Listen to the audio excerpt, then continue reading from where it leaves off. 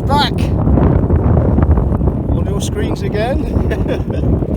Well, we're out for a Saturday ride, just local lanes, just seeing where it's going to take us. I brought some provisions to have on along the way. Got a dehydrated meal I want to try. First of the dehydrated meals that I bought. Yeah, this is going to be a totally new experience to me. And I brought some refreshments, some hot beverage refreshment, which you'll see me doing later on. A little bit of luxury. I did bring a little coffee maker thing that goes on top of a little stove, so we can have a nice brew up and a strong cup of coffee along the way. Yeah, let's see where it takes us. Enjoy.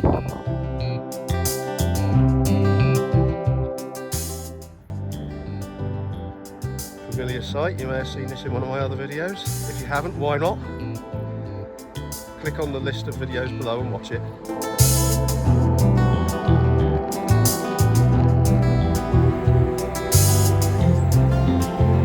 So there's Busy.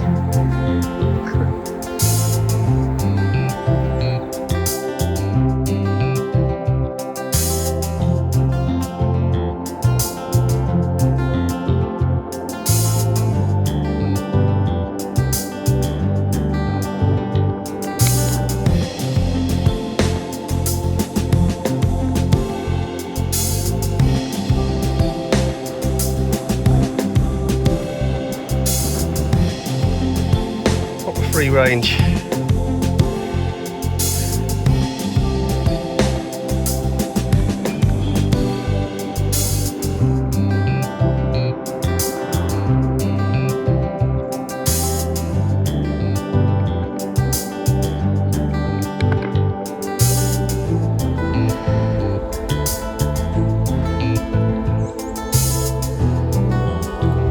Pretty impressive, eh? Tower. God.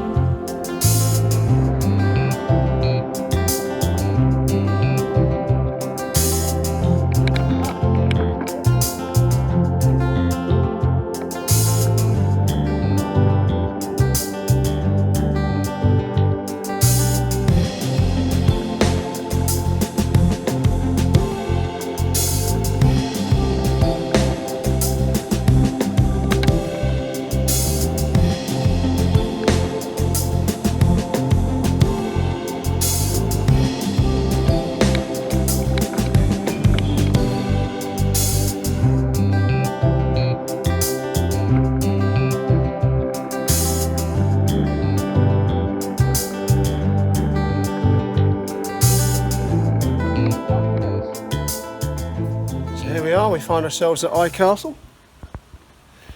As I say, I've never been here before, so yeah, let's go and have a look round, shall we?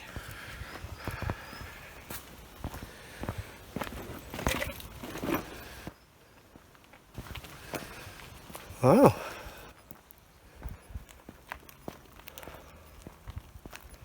So what we got?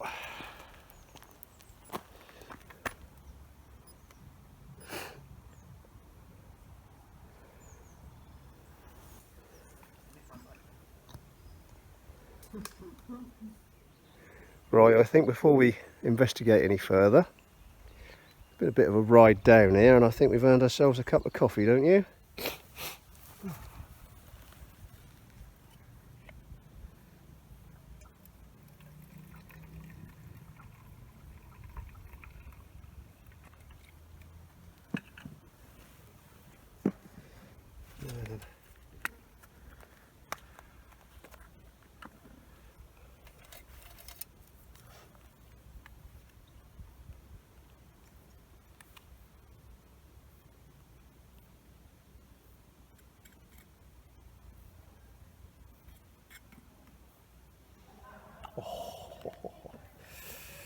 This is Century coffee. This is the one I got from the 100th Bomb Group at Thorpe Abbots. It's really nice.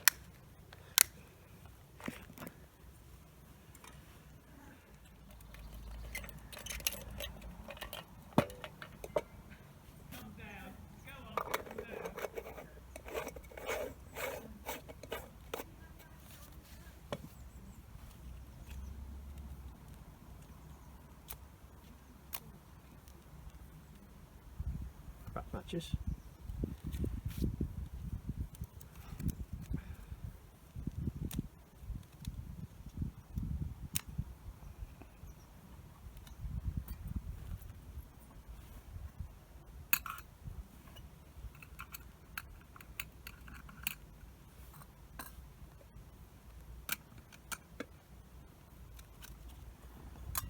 Right, let's do its thing.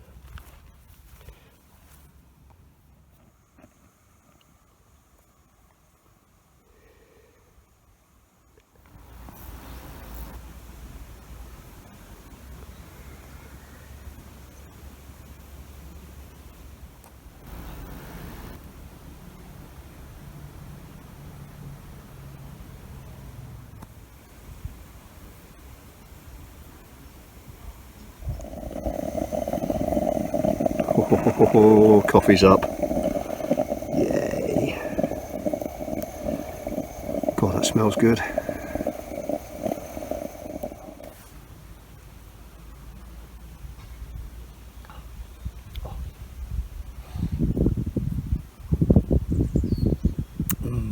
Good coffee. Really good coffee. So a little bit of the history of the castle. It's an 11th century Motte and Bailey castle with substantial 12th century curtain walls and stands atop an earlier Saxon mound that was probably the only high ground in North Suffolk. Construction began shortly after the Norman conquest by William Mallet. Not sure exactly when, but it was before 1071 when he died putting down the Herod of the Wakes rebellion. His son Robert was exiled by Henry I in 1102 and Iceni was seized by the crown. It was then granted to Stephen of Blois, later King Stephen. Henry II then granted Iceni to his good friend and advisor Thomas Becket, and it seems likely that it was Becket who rebuilt this castle into a stone fortress rather than the earlier timber one. Becket was murdered in Canterbury Cathedral in 1170 and the castle reverted to the crown. The castle was then attacked by Hugh Bigod, Earl of Suffolk, during his abortive revolt in 1173. The castle withstood his attacks, but was so badly damaged that it had to be rebuilt. Henry III gave Eye to Richard, Earl of Cornwall, and it was heavily damaged during the Barons' Rebellion of 1265, and by the late 14th century was recorded as a ruin. In the 16th century, a windmill was built on top of the mound, and the castle was held by numerous owners until it was finally destroyed by Cromwell's men in the Civil War. In 1816, the ruins were pulled down to make way for a house built by Edward Carrison. The house, sometimes referred to as a Victorian folly, makes up the majority of the structure you see atop the mound today. It's not the castle, this is actually a Victorian folly. Now, this was built in Victorian times by General Sir Edward Carrison, and was built as a house for his battlement. He's basically a military servant, sort of a guy that did all the menial tasks for the general. Yeah, it was built as a reward for saving his life at the Battle of Waterloo. Apparently, it collapsed in the 1960s, sadly. So this is what's left of it. But there's still enough there. What we're looking at here, that's what would have been the living room. You've got a dining room just off that, and that would have been your kitchen area. Quite a small kitchen, really, considering. But I suppose that would have been big enough. But yeah, there's enough of it left anyway. So let's have a look outside.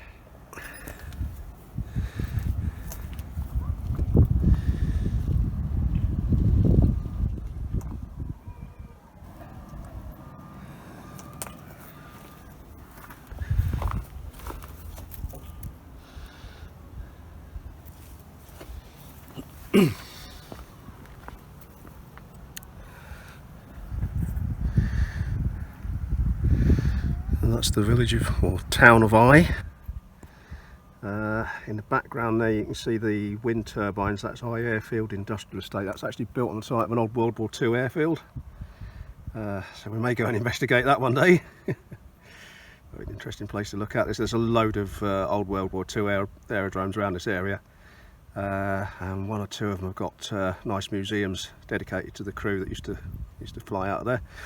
So we'll continue our series with some of the ones around this area, I think.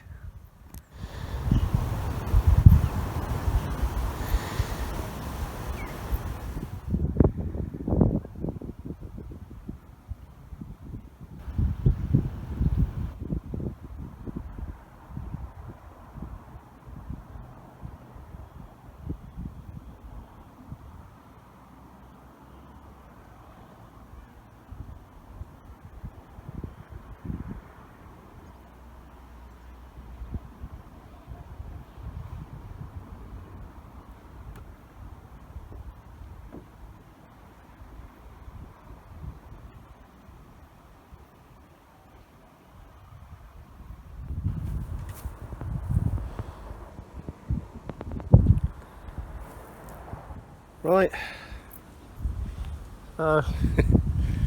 lovely eye church behind us. So yeah, that's basically the castle. Well, I say castle, it's a folly really, it's a Victorian folly, but it's on the mound of the original castle. So yeah, that's it pretty much. Let's have a get back on the bike and we'll have a wander around, see what else we can find in the area. So yeah, let's get back down these stairs. It's a lovely day for it. Have a look. Your food.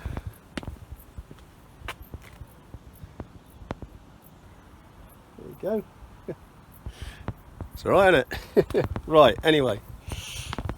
Catch you in a bit.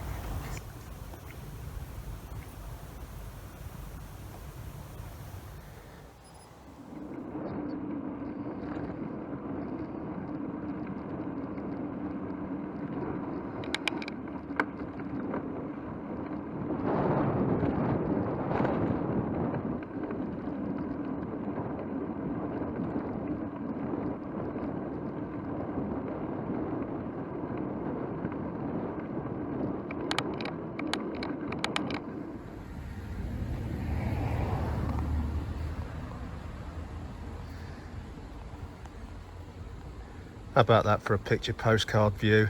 The church at Eye and some beautiful Tudor cottages behind it there. This is why I love Suffolk so much. You know, I was born and raised in this county and it's got so much beauty to it. Absolutely just a beautiful county. Show off.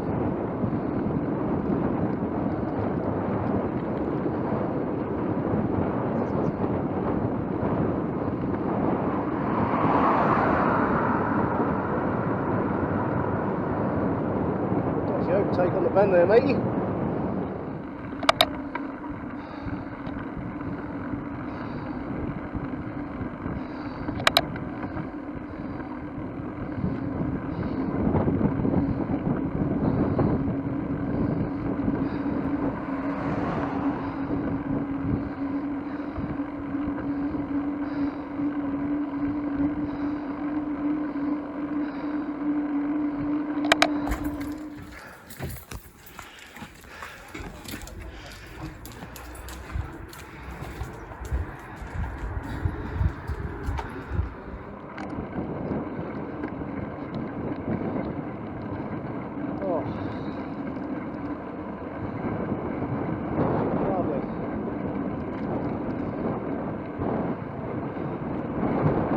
With a bit of roll to it, but not too much.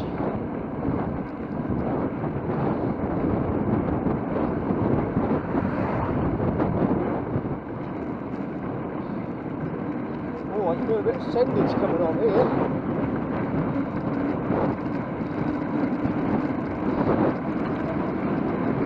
Sendage!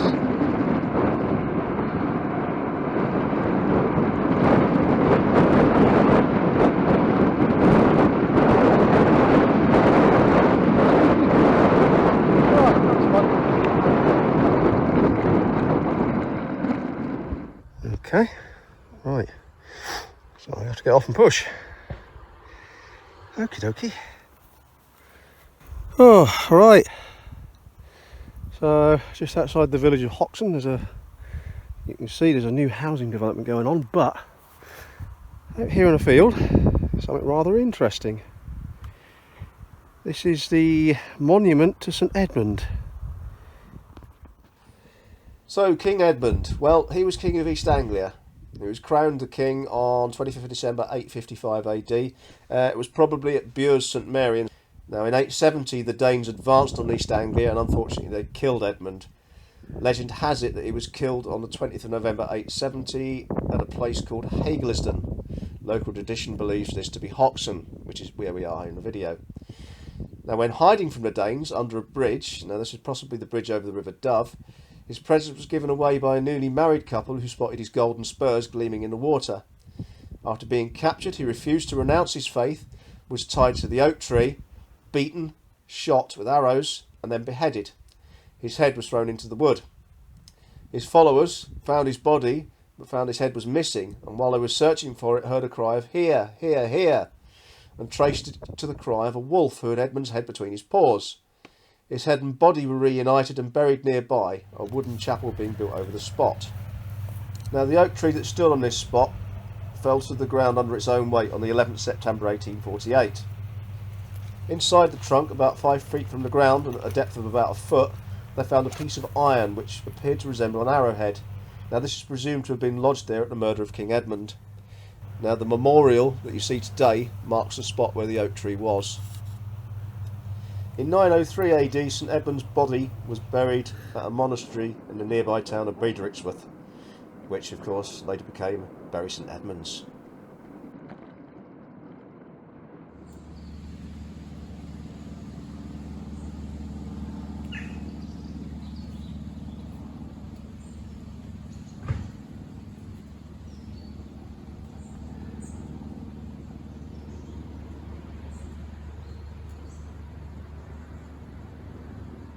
Sorry, I'm reading a bit Upper Waveney Valley Recreation Project, particularly regarding canoe access to the river.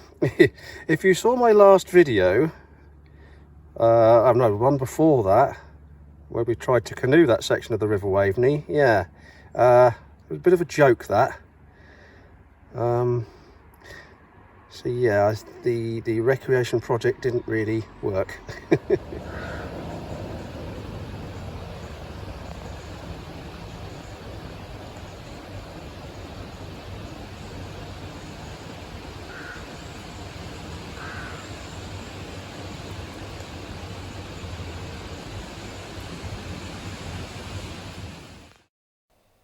And this is the location of Goldbrook Bridge, where Edmund is said to have hidden from the Danes. And according to local legends, a newlywed couple spotted his spurs glistening in either the moonlight or the sunlight, and as the Danes dragged him away, he cried a curse on all bridal couples who should ever cross the bridge. Apparently until well into the 19th century, many local wedding parties would go the long way round rather than go across the bridge. And I must say, Hoxton has got the most beautiful village hall. Isn't that gorgeous?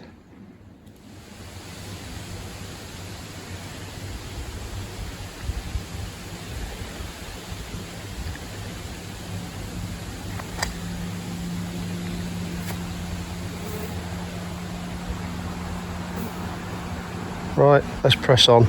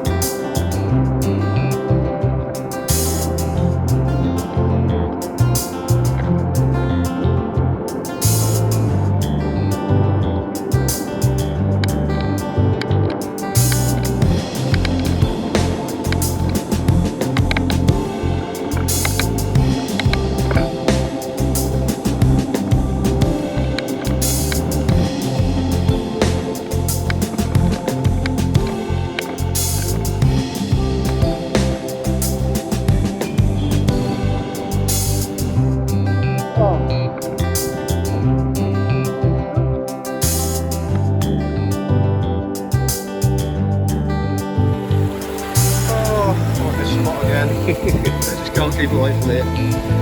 It is such a lovely little spot. It's just peaceful and lovely.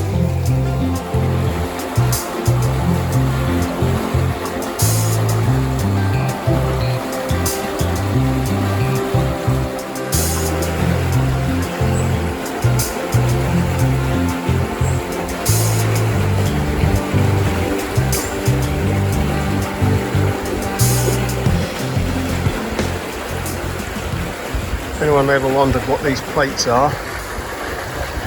These are actually end plates. What you've got is you've got a metal bar that runs the entire width of the bridge, and it's there for reinforcement basically. And obviously you've got a bolt there and a plate, and you've got the same the other side as well, and it all ties it in together and just reinforces everything. So yeah, that's what they are basically.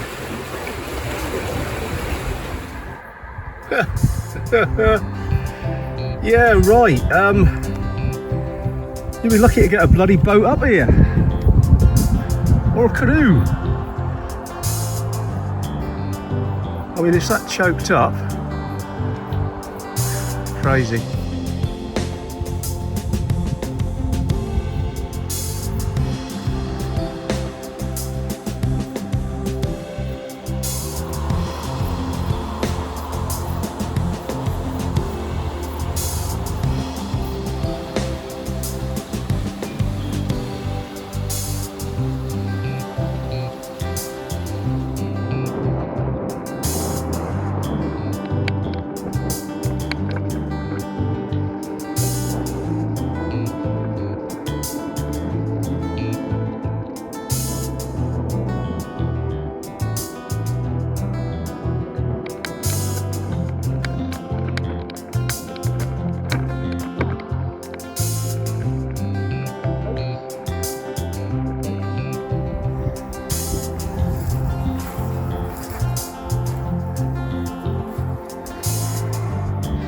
I know by the time this video goes out this will have been and gone, but look at the website down the bottom.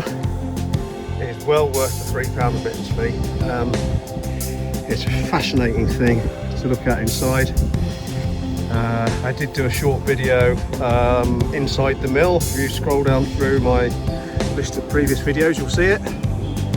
Gives you a bit of an insight into the workings of the mill, but it is an absolutely fascinating thing. She's just beautiful, absolutely gorgeous. Feel so privileged to have this on my doorstep. It's a beautiful thing. Ooh, some hedgerow goodies there. Some nice rose hips coming along lovely. Excellent source of vitamin C. Make rose hip syrup out of them. It's very good for you. We've got some blackberries. They're a bit small. I have seen bigger ones elsewhere, but they are teeny tiny little blackberries. As you can see, what they taste like. Oh, sweet.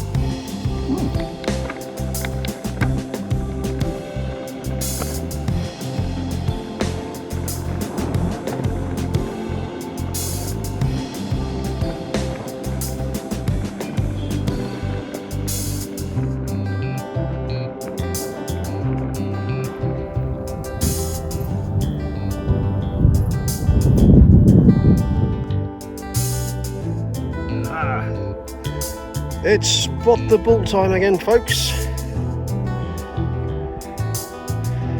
According to the sign, he's in the field somewhere.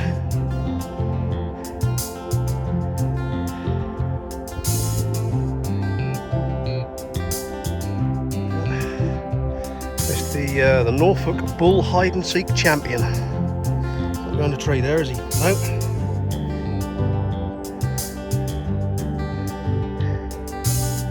Alright, come out wherever you are. We give up. Hello, it's a thunderbolt.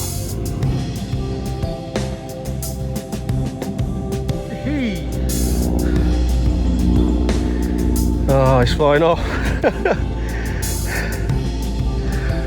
He just did a lovely low pass of the old Thorpe Abbott's airfield. that though, lovely old Thunderbolt. Old Warbird. Victory!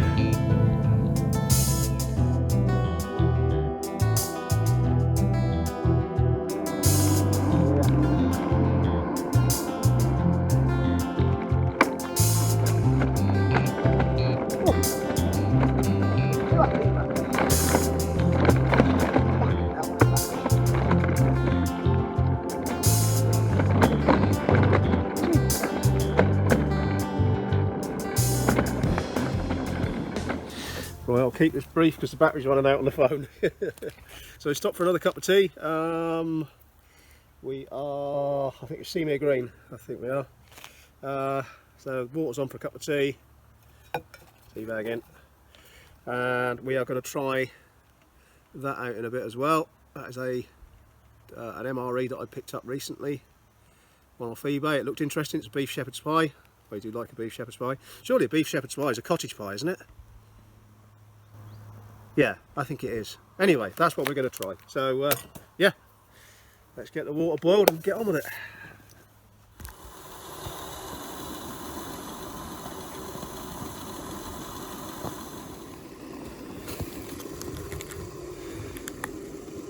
Looks interesting, doesn't it? Get some hot water on that and give it a go. Yeah, this is the setup we're filming with. And the utterly shit action camera. I thought that would be better for the money, to be honest with you. I'm really disappointed with that. So yeah, if anybody's willing to chip in and help me buy a decent GoPro, I'd be very grateful.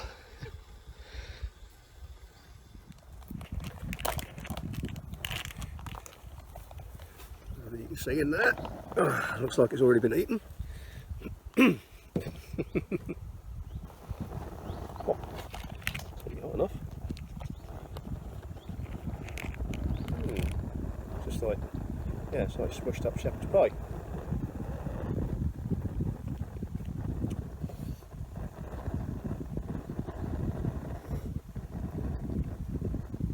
Hot. Hot.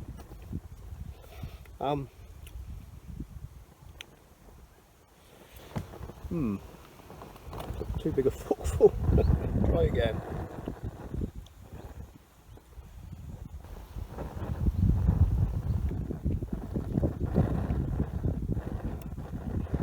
Right, I'm going to try and see if I can improve it with some of this chilli sauce from one of the MRE packs. I've got to say, so far I don't go a bundle on this one.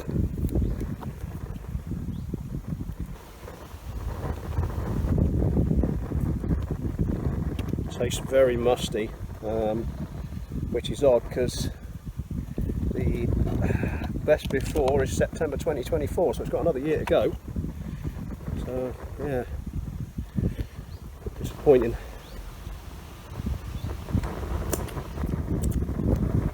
Oh, that's a nice chilli sauce, that.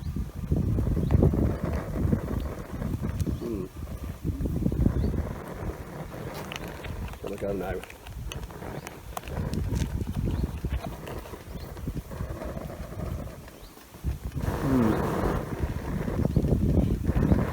Killed a bit of the mustard flavour, but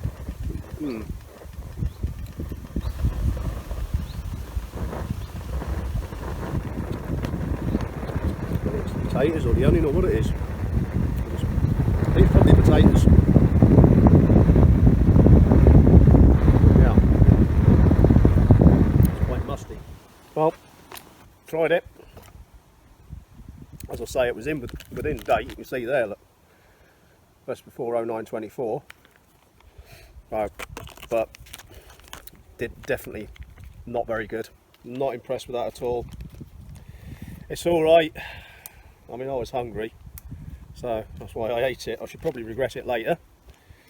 But yeah, I'm sorry, Pack and Go, but it's a thumbs down from me. Didn't like that one at all. Not a fan, and I love shepherd's pie. But yeah, that. I don't know whether it was just that one or what it was, but there was a distinct musty sort of like potatoes that have been in storage too long, and it just didn't taste very very nice at all. The chili sauce I chucked in sort of mitigated some of it, but yeah, pretty poor. So yeah, that's a bit of a disappointment. We've got some more MREs and some more freeze-dried meals to try out, dehydrated meals. So yeah, be interesting to see what others have got to offer. I've got some fire pot ones. There's I think it was a Swedish Army ration one, a rail termat one, which looks really good. It's a Arctic ration pack, all freeze-dried. There's a couple of other ones, I can't remember the brand, quite a well-known brand that look quite good as well, that I bought, that I'm going to try. So yeah, look out for future videos and see what I reckon of those ones. So yeah, right. Oh, just as an aside, I bloody love this this Lixada cup. Absolutely brilliant thing. It's 500 ml. It's graduated on the inside. Handy. Nice little top that comes out. See, it slots across so that stays upright, so you can lift it off. Got a hanging hook. Handles. They get hot. Don't tell me how I know. They get hot. But it's a really handy thing because the mess stove and its case all sits in there lovely. Ideal for just sticking in your pack for a little brew. I've got the bottle for the fuel, but spot on little bit of kit that is. Good investment. So I think the cup was about 10 quid, something like that, 10-15 quid, but yeah, definitely worth the money. Right, I'll just finish this off and start heading my way home. So that's it for another video. I hope you've enjoyed it. I hope I've not bored you too much with the history of the local area. And I hope you've got this far in the video at least. If you've enjoyed it, give us a like. Don't forget to subscribe and click the little notifications bell, just so it lets you know next time I upload a video. And until the next one, I will say goodbye. Goodbye.